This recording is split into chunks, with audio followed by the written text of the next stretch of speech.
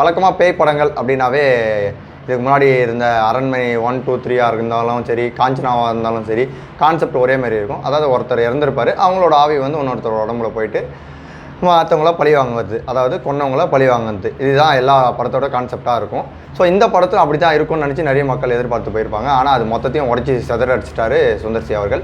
இந்த படத்தை எதிர்பார்த்ததை விட வேறு மாதிரி கொடுத்ததுனால இந்த படம் வந்து இந்த சம்மருக்கு வந்து ஹிட் ஆனதுக்கு மெயின் ரீசனே அவர் படத்தை அதேமாரி கொடுக்காம டிஃப்ரெண்ட் ஜேர்னலில் வந்து கொடுத்தது தான். மக்கள் வந்து இதை எதிர்பார்த்துருக்க மாட்டாங்க. அதுவும் ஃபஸ்ட் ஹாஃப் வரைக்கும் கதை சுத்தமாக வந்து குழப்பத்திலே வச்சுருப்பார். அதேமாரி இன்ட்ரெஸ்ட் பார்த்திங்கன்னா அடுத்தடுத்து புதுசாக நடக்கிறதுனால எதனால் இது நடக்குது, எப்படி இது நடக்குது, படத்தை எப்படி எடுத்துகிட்டு போவாங்கன்ற ஒரு சுவாரஸ்யமான விஷயத்தை வந்து ஃபஸ்ட் ஹாஃப் ஃபுல்லாகவே சுந்தர் சி அவர்கள் எடுத்துகிட்டு போனது தான் இந்த படத்தோட பெரிய ப்ளஸ்ஸு. இந்த படத்தில் மைனஸ்ன்னு பார்த்தா பெருசாக எனக்கு தெரிஞ்சு எதுவும் கிடையாது. ஒரு சில லாஜிக்காக இல்லாத விஷயம் அப்படின்னு பார்த்தோன்னா, காரில் ஒரு சுந்தர் சி கூட ஒரு பையன் வருவார். அதுவும் நைட் டைமில் வருவார். அந்த இடத்துல திடீர்னு ஒரு சவுண்டு கேட்கவே சுந்தர் சி திடீர்னு பையனை விட்டுட்டு அந்த சவுண்டை தேடி போயிடுவார். அந்த டைமில் வந்து காரில் இருந்த பையன் வந்து இறந்துடுறான். ஸோ ஆல்ரெடி பயப்படுறான், அவன் போவான்னு சொல்கிறப்ப கூட இவர் போய் அது என்ன அப்படின்ட்டு போய் பார்த்துட்டு வர போகிறாரு. ஸோ இந்த விஷயம் வந்து ஆல்ரெடி நைட் டைம்னாவே யாரும் போக மாட்டாங்க.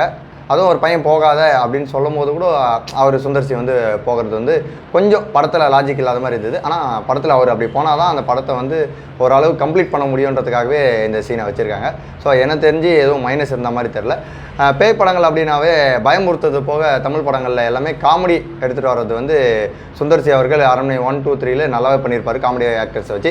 இந்த படத்துலையும் காமெடி ஆக்டர்ஸை வச்சு கிளைமேக்ஸில் சாமியாரை வச்சு நல்லா சூப்பராக பண்ணியிருக்காங்க. ஸோ அதுவே இந்த படத்தோட பாசிட்டிவாகவும் இருக்கும். ஸோ கதை வந்து ட்விஸ்டாக இருக்கிறதுனால படம் பார்க்க போன மக்கள் எல்லாருக்குமே வந்து நல்ல படம் பார்த்துமா இந்த சம்மருக்கு அப்படின்ற அளவுக்கு செகண்ட் டைம் கூட போய் பார்க்கலான்ற அளவுக்கு இந்த படம் வந்து சூப்பராக அமைஞ்சிருக்கு. இந்த படத்தில் நடித்த எல்லாரோட ஆக்டிங்கும் சூப்பராக இருந்தது. முக்கியமாக அந்த குழந்தைங்களோட ஆக்டிங்கும் தமன்னா வந்து சாவடிக்கிற சீன் வந்து பார்த்திங்கன்னா ஒரு அம்மா கேரக்டரில் வந்து ஒரு ரோல் வந்து பண்ணுறது ஈஸியானது கிடையாது.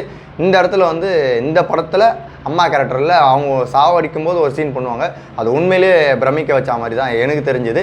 ஸோ அதனால தான் இந்த படத்தோட ப்ளஸ்ஸு. எனக்கு இந்த படத்துக்கு ரேட்டிங் பார்த்தீங்கன்னா 9 தாராளமாக கொடுப்பேன். புக் மை ஷோவில் 8 தான் கொடுத்துருந்தாங்க. பட் 9 கொடுக்கலாம் தாராளமாகவே. ஏன்னா படம் அந்தளவுக்கு சூப்பராக இருக்குது தான். ஸோ படம் பார்த்த எல்லாருக்கும் ஒரு நல்ல ஃபீல் கொடுத்துருக்குன்றதுனால இந்த எவ்வளோ ரேட்டிங் நான் கொடுக்குறேன். இந்த மாதிரி அடுத்த ரிவ்யூவில் வந்து உங்களை சந்திக்கும் வரை உங்களிடமிருந்து விடைபெறுவது உங்கள் மணிகான்.